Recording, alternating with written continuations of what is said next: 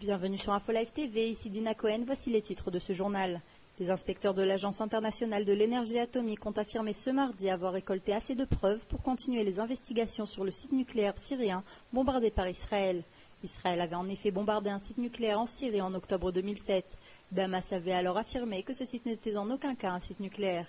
Après avoir reçu il y a quelques jours les résultats finaux d'échantillons en provenance du site, les inspecteurs de l'AEIA en ont conclu que d'autres enquêtes seraient nécessaires. De son côté, Damas n'a pas réagi à ces conclusions, prétextant ne pas avoir reçu les résultats de ces vérifications. La Syrie avait accepté d'autoriser les inspecteurs de l'AEIA à visiter le site début juin, après des mois de retard. Avant même le départ de l'équipe pour Damas le week-end dernier, le régime de Bachar el-Assad avait fait savoir que 3 autres sites soupçonnés d'abriter peut-être des activités nucléaires secrètes ne seraient pas accessibles.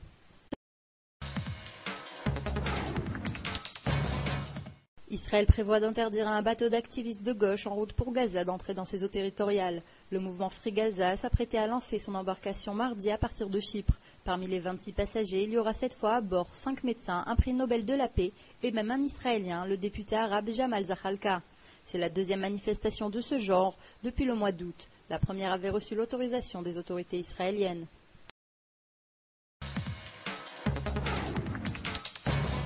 Le conseiller juridique du parti Kadima, Etana Berman, a annoncé mardi que d'après les règlements fixés par le parti, il est impossible d'attribuer automatiquement la seconde place sur la liste au ministre des Transports Shaul Mofaz.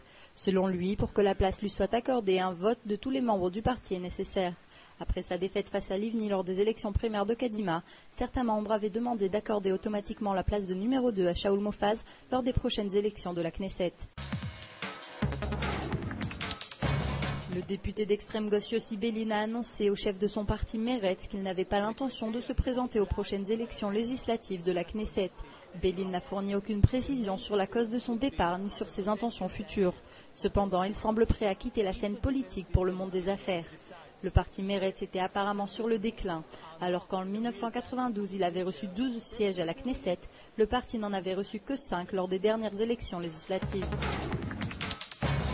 Plus de la moitié des élèves de 4e et 80% des élèves de première affirment sécher les cours régulièrement. Cette étude effectuée par le professeur Ofra Meizel de l'université de Haïfa a été publiée à l'occasion de la création d'un mouvement nommé Laissez les profs enseigner. Ce mouvement a pour but de renforcer l'autorité des enseignants israéliens. Selon les données de cette étude, plus de 85% des élèves israéliens avouent tricher sur leurs devoirs et plus de 50% d'entre eux lèvent la voix sur leurs enseignants. C'est la fin de ce journal. Merci de l'avoir suivi sur InfoLive TV, la première télévision israélienne qui diffuse en 4 langues depuis Jérusalem.